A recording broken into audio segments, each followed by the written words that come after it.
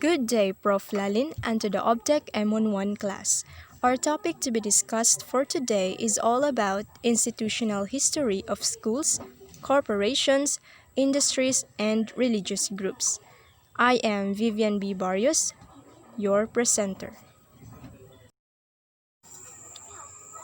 Key Issues in Philippine Education by Philippine Network Foundation Incorporated 1996. Literacy rate in the Philippines has improved a lot over the last few years, from 72% in 1960 to 94% in 1990. This is attributed to the increase in both the number of schools built and the level of enrollment in these schools. The number of schools grew rapidly in all three levels: elementary, secondary, and tertiary.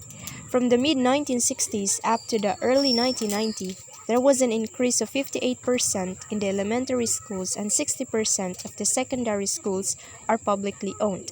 However, only 28% of the tertiary schools are publicly owned. A big percentage of tertiary level students enroll in and finish commerce and business management courses. Table 1 shows the distribution of courses taken based on the school year 1990 to 1991. Note that the difference between the number of enrollees in the commerce and business courses and in the engineering and technology courses may be small, 29.2% for commerce and business and 20.3% for engineering and technology. However, the gap widens in terms of the number of graduates for the said courses. Aside from the numbers presented above, which are impressive, there is also a need to look closely and resolve the following important issues: the quality of education, affordability of education, government budget for education, and education mismatch. Quality. For example, the results of standard tests conducted among elementary and high school students, as well as in the National College of Entrance Examination for college students, were way below the target mean score. Affordability. For example, the socioeconomically disadvantaged students have higher dropout rates, especially in the elementary level, and most of the freshman students at the tertiary level come from relatively well-off families. For the budget. The Philippine Constitution has mandated the government to allocate the highest proportion of its budget to education. However, the Philippines still has one of the lowest budget allocations to education among the ASEAN countries. Mismatch. There is a large proportion of mismatch between training and actual jobs. This is a major problem at the tertiary level, and it is also the cause of the existence of a large group of educated unemployed or underemployed. 7 key issues and problems of Philippine education. There are multiple factors which have led to low educational standards. Studies and fact-finding commissions have shown that the deteriorating quality of education is due to the low government budget for education, poor quality of teachers, poor management of schools, poor school facilities such as laboratory and library facilities, poor learning environment, the content of the curriculum, inadequate books and science equipment, the poor method of instruction, shortages of classrooms, and others. For the 3 factors, the Philippines scored 31st for appeal, 61st for investment and development, and 26th for readiness. Similarly, last year, the Philippines scored lowest for investment and development. A rather sweeping indictment is that the Philippine educational system has been and still is basically American in orientation and objectives. Even now, despite years of independence, our educational system has not succeeded in eliminating the chronic colonial mentality which abounds like a mental blight within or without the academy. At present, quality education is financial capacity-based, making higher education more of a privilege rather than a right. The shortages of classrooms and textbooks are particularly severe. The nationwide classroom shortage is estimated to be 40,000, and the DSCS, now DepEd, operates two shifts in many schools. The textbook problem is even more serious. A survey done in preparation for a World Bank education loan found that the pupil textbook ratio in the public elementary schools is 10:1, and 79% of the textbooks are more than 5 years old. This situation has persisted for many years. The fact that teachers are paid subsistence wages is only half of their sad story. Their daily bout with dilapidated classrooms, overcrowded classes, and lack of teaching materials, among others, make the teachers' hardly rewarded work even more difficult. The bilingual policy in education aims to develop a Filipino who is proficient in both English and Filipino. The findings of the Ateneo Social Weather Survey that 92% of Filipinos already speak and understand Tagalog. Many provinces north and south of Metro Manila still encounter problems with the language. This is unfortunate because Filipino is used nationally conducted exams and tests, while the bilingual policy is a law which not even the Secretary of Education can change. It has become a growing concern that many students are deficient in communication skills. The major problem of the tertiary level is a large proportion of the so-called mismatch between training and actual jobs, as well as the existence of a large group of educated unemployed or underemployed. The literature points out that this could be the result of a rational response to a dual labor market, where one sector is import substituting and highly protected with low wages. Graduates may choose to wait it out until a job opportunity in the high-paying sector comes.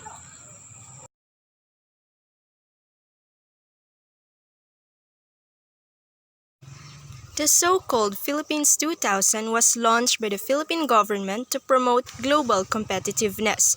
Philippine Education 2000 carried it to effect through training of more skilled workers and surplus human power for foreign corporations to reduce their cost of production.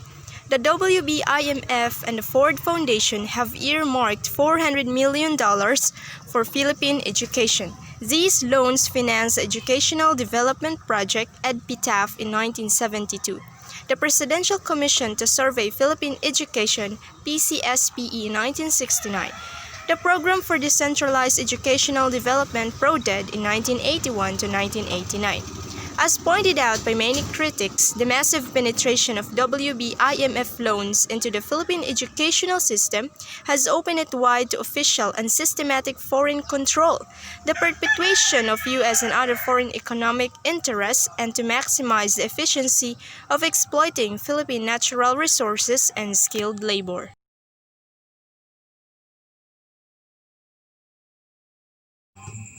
Upgrade the teacher salary scale. 2. Amend the current system of budgeting for education across regions, which is based on participation rates and units cost. 3. Stop the current practice of subsidizing state universities and colleges to enhance access. Get all the leaders in business and industry to become actively involved in higher education. This is aimed at addressing the mismatch problem. Lastly, develop a rationalized apprenticeship program with heavy inputs from the private sector. First letter of Eugenio H. Lopez Sr. asking Marcos to save Meralco from bankruptcy. According from GMA News, Maki Pulido reported that in the first letter, dated February 1973, Lopez Sr. informed the late dictator of their plans to sell their Meralco share to Meralco Foundation, which was composed of Meralco's employees and customers. An excerpt of the said letter read, "Would like to offer sale of our holdings to a cooperative composed of Meralco employees, customers, and the general public that could be organized with the assistance government."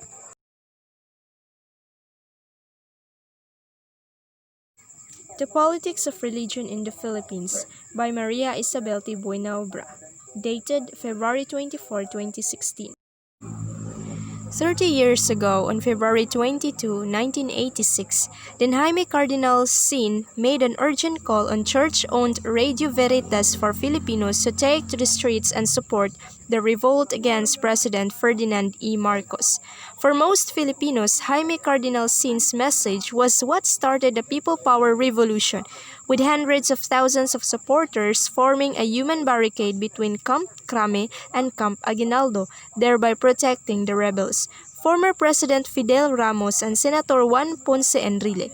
It was a show of force and a moment of truth for a nation that wanted freedom from the 20-year Marcos dictatorship.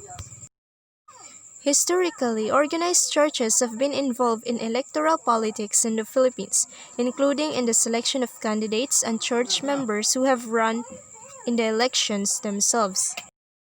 The notion of a politics of religion refers to the increasing role that religion plays in the politics of the contemporary world and the consequences that a politics of religion has on inclusive nation building, democracy, and human rights.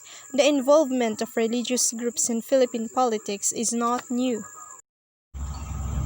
During the Spanish colonial era, the Indio priests advocated for the secularization of the Catholic Church to allow native priests to head parishes.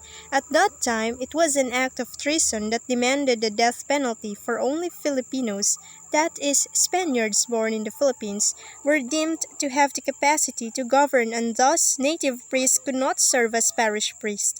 The 1872 mutiny, which resulted in the death of the three priests Gomez, Burgos, and Zamora, became the seed of the Philippine Revolution, inspiring the Filipino heroes Rizal and Bonifacio to imagine a Filipino nation and lead a revolution against Spain to achieve it. Fast forward to the Marcos years and discussions in Vatican II, liberation theology, the student uprisings in the 1960s and 1970s, community organizing, and the impact of martial law figured in the various discussions among the different religious congregations, including the Redemptorist community and the Jesuit mission. Vatican II saw the Catholic Church reawakening of the zeal to embark in new pastoral initiatives such as serving the poor and the marginalized, and to solicit the contributions of the laity in pastoral care. The human rights violations under President Marcos and the increase in the number of desaparecidos, or victims of human rights abuses who have disappeared, resulted in the collective anger and frustrations that exploded into the People Power movement. According to the Center for Media Freedom and Responsibility, from July 1973 to October 1984, there were at least 22 military raids on church establishments, 4 of them on institutions of the Protestant Church. Seminaries, Catholic schools, and other facilities were ransacked or closed. Priests, nuns, and laypersons were detained. Desaparecidos in Spanish means disappeared or missing. It is a term used for the victims of forced or involuntary disappearances. Forced or involuntary disappearance is the secret abduction or imprisonment of a person. Most of the victims are political or union leaders or outspoken activists. While the People Power movement led to the downfall of President Marcos, the Catholic Church has remained a powerful opposing force on issues such as the Reproductive Health Bill and divorce. President Aquino signed the Reproductive Health Bill in December 2012, but it wasn't until 2014 that the Supreme Court declared it constitutional. The divorce bill is still caught up in a contentious battle. The Philippines is the only country in the world, aside from Vatican City, that lacks divorce law. Historically, organized churches have been involved in electoral politics in the Philippines, including in the selection of candidates and church members who have run in elections themselves. For instance, the Iglesia Ni Cristo Church of Christ, with a tradition of block voting required from its 1 million voting members, has allegedly supported presidential candidates throughout history. President Marcos in 1986, Eduardo Cuanco in 1992, Joseph Estrada in 1998, Gloria Macapagal Arroyo in 2004, Manny Villar in 2010, The Jesus is Lord movement ran campaigns themselves. Brother Eddie Villanueva in the 2004 presidential elections, where he won 3% of the votes, and most recently, the Filipino Movement for Transformational Leadership, PMTL, a community composed of Catholics, Protestants, and born-again groups bounded together to elect God-centered servants. For the May 2016 elections, the PMTL claims it can muster up to 10 million voters out of the 54.6 million Filipinos registered to vote.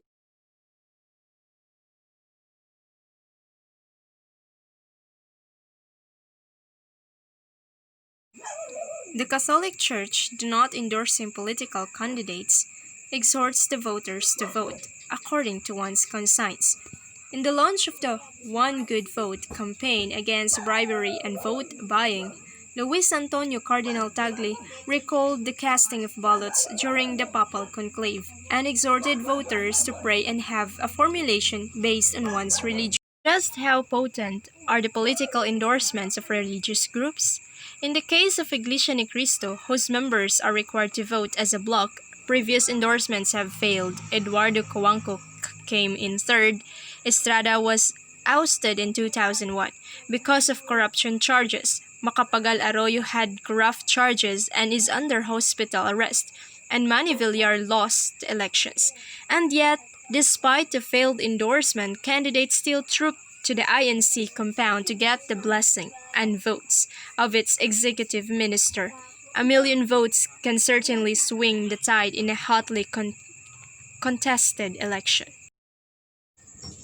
The 101-year-old church faces its worst crisis in years. Former ministers are accusing top leaders of corruption and illegal detention of members who dare question the INC. In July, it expelled the sibling and mother of its executive minister, Eduardo Manalo, for sowing disunity in the church. It also had a previous minister, Minorca, arrested for alleged illegal possession of a hand grenade. In August, it organized a protest rally against the Department of Justice supposed meddling into its internal affairs but drew flack instead from netizens and the general public who were stranded or suffered long commutes because protesters rendered EDSA impassable. Most recently, senatorial candidate Manny Pacquiao lost the endorsement of Nike and some voters as well, when he erred in making a slur against the LGBT community. Invoking Bible verses in his defense, he failed to realize that a prejudicial remark from any political candidate will not sit well with any group that still faces discrimination. But then again, his bigoted remark could work both ways. He will clearly lose the votes of the LGBT community and human rights advocates, but perhaps he will earn the votes of some ultra-conservatives.